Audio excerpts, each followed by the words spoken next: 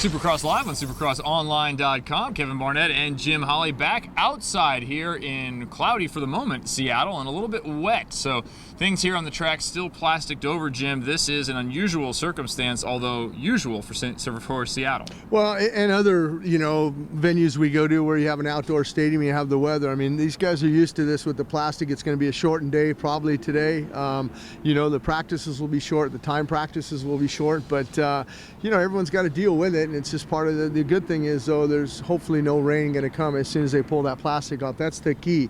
It's covered right now, but if they pull the plastic off, they can't put it back on, and then it's going to get really muddy. But it's also going to be a little bit muddy in some of those transitions because even though, it's covered, there's still puddles in between the jumps. And when they go to pull the plastic off, that water runs in between those transitions, and it can get sloppy there. But I've seen the Dirtworks guys do a great job with muddy tracks before. There is a lot of work to be done in this track. The Dirtworks guys will take care of it. We will have an altered schedule. Certainly will affect our program this afternoon, 2 to 5 live streaming of practice. Should be an interesting setup with practices happening late in the afternoon.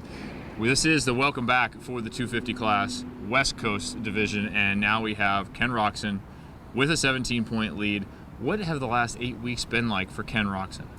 Well, I mean, you saw him at Daytona. He had a pretty good ride at Daytona, but that's the only 450, that he rode. And probably just trying to hone in on his skills and maybe a little outdoor testing, and things like that. And the basic thing is to stay healthy and, pick it back up. I mean, it's been a long time since we've seen these guys. I mean, you got to go all the way back to San Diego, which was February 9th. That's a long time. Yeah. And then, of course, the guy who's running second behind him, Eli Tomac, we saw him on the 450 at a few rounds, but then, he put the 450 on the shelf and got back on that 250. Everybody's healthy coming back in. Don't forget names like Cole Seeley and also Jason Anderson having a good year. Ryan Sipes back in action. So this should be a little bit deeper than we saw on the 250 East. Yeah, also, and then you're also going to see Vince Freese. I mean, we saw him on that East Coast, and I saw his bike in the pits with the white background with the number 42 in black. So he's going to ride a 450 here tonight, and I think that's a good thing to keep him racing until that final round when he goes back on that 250 in Las Vegas. In the 450s, we come from Ryan Dungey's home race to Ryan Villapoto's home race.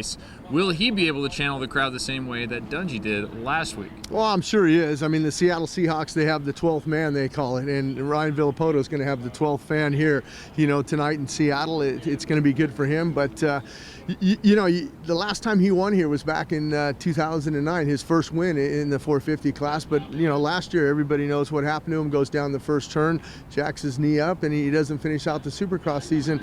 Lucky he had already wrapped up that championship last year. But, the key is just to, stay out of trouble here tonight. Yeah, 22-point advantage for Villapoto. So how does he approach this race? And how do you think it affected the points race situation? How do you think that affected his approach at the end of last week? Well, I think last week's race was a great race for Ryan Dungey to win there, and Villapoto fought him a little bit. But then I think, if the championship was on the line, I think we would have seen a fight all the way till the end. But, Villapoto said, hey, I'm okay. I'll give up 3 points and have a 22-point lead coming into Seattle. But how do you play it? I mean, it's one of those things where I'm sure Villapoto wants to get the whole shot and kind of check out, but what happens if he gets one of those bad starts?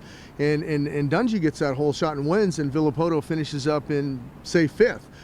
That's a 9-point advantage. It's only going to be a 13-point lead for him in the last 2 rounds. All right, the 3-race sprint to the finish starts tonight here in Seattle. They'll get the plastic off there. Forecast says that there won't be any rain after about 3 o'clock. Should be nice and dry for race time. Should be a great night of coverage. We'll have 3 hours of live streaming practice coverage, as well as Jim's AMSOIL podium interviews and a post-race wrap-up. Remember, this race is on tomorrow. 450s on CBS. That's 9 a.m. Pacific time, 1 p.m. on the East, and then the lights will be on speed of the 250 class. I'm Kevin. He's Jim. Starting the day here in Seattle.